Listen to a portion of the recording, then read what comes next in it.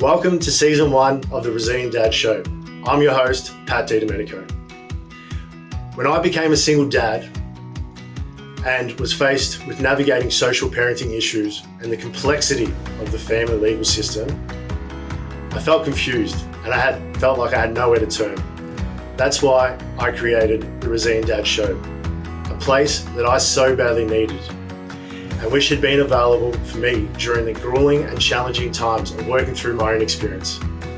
This show will feature industry experts in mental health, social services, and personal development, along with resilient dad role models whose stories of overcoming the challenges of co-parenting will create a new vision for the life you and your kids deserve.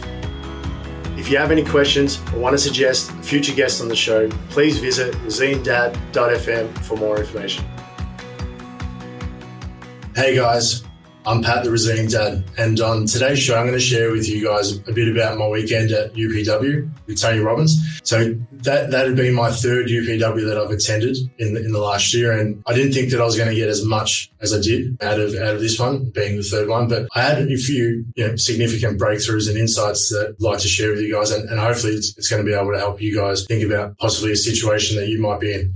So one of the topics that was taught during the weekend was the 6 human needs. So we have 4 basic human needs of the need of certainty, the need of uncertainty or variety, the need of significance, and the need of love and connection.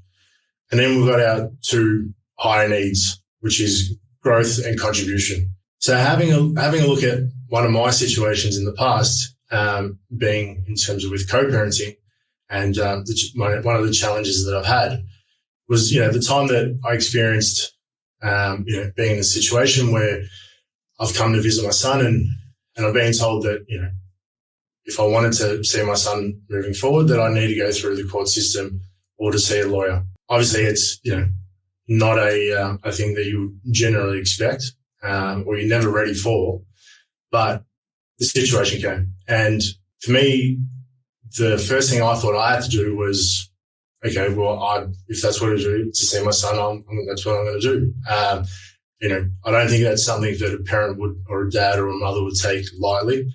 Looking at it now, attack isn't necessarily the first or the best option.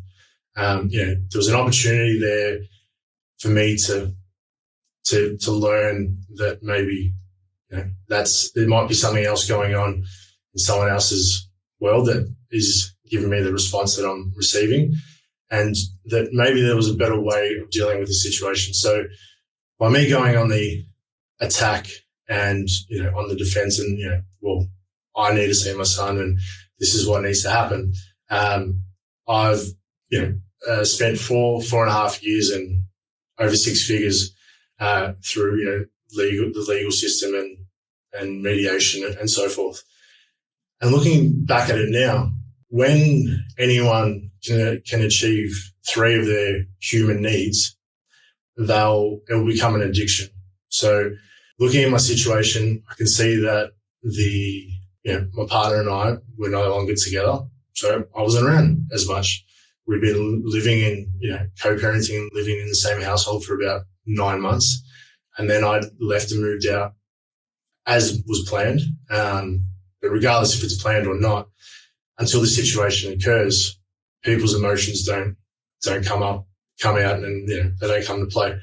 So me no longer being in the household or being around as often, 3 months later, I was faced with that situation. So the certainty that I was going to be around and that in terms of I was going to care for my son or be able to still, contribute wasn't there. And the also feeling significant.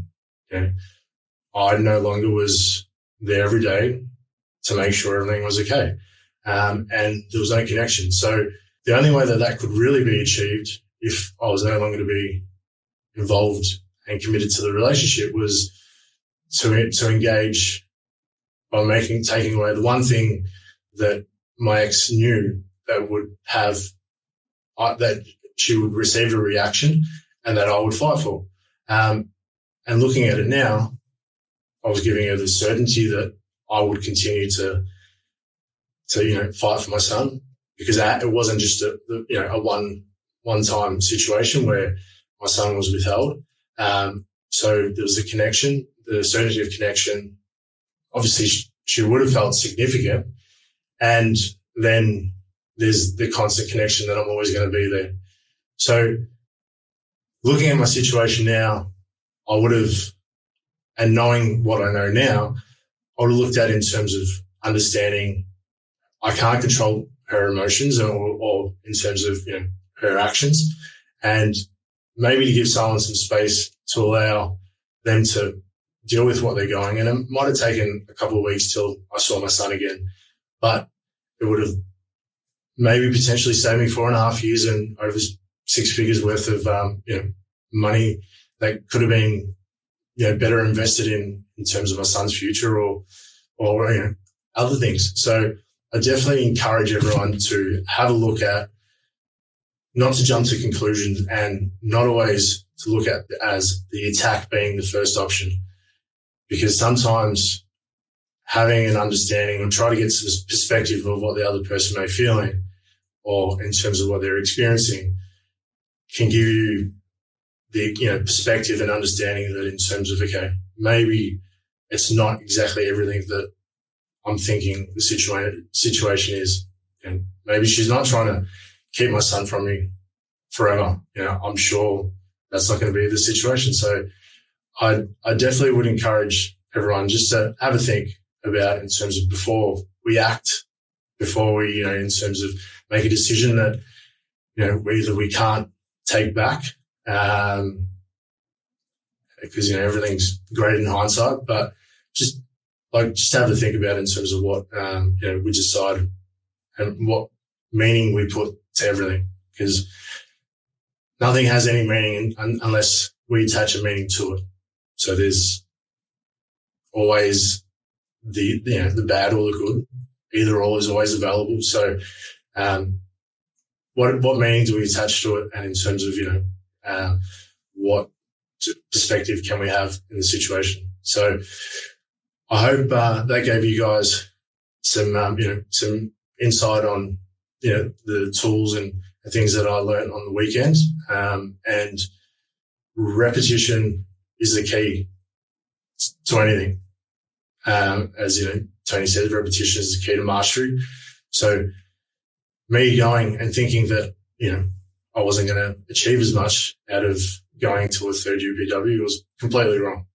And, things and insights and experiences, like I had on the weekend, life-changing breakthroughs. So I know I'll definitely be looking at situations in the future differently. Not to say that in terms of, we don't stuff up and we don't react or at times, but at least having the awareness that, we do have the ability to control our own thoughts and, and what we do in every situation. So I hope you guys enjoyed the show, and I'll look forward to the next episode. Hey guys, I really appreciate you listening to today's show. It means a lot to me that you're part of the journey and mission to help single fathers be the best dads possible. I'd really appreciate it if you review the show and share it with someone you genuinely believe could benefit from the content. Please visit resilientdad.com for more content and resources as we build this community for dads everywhere.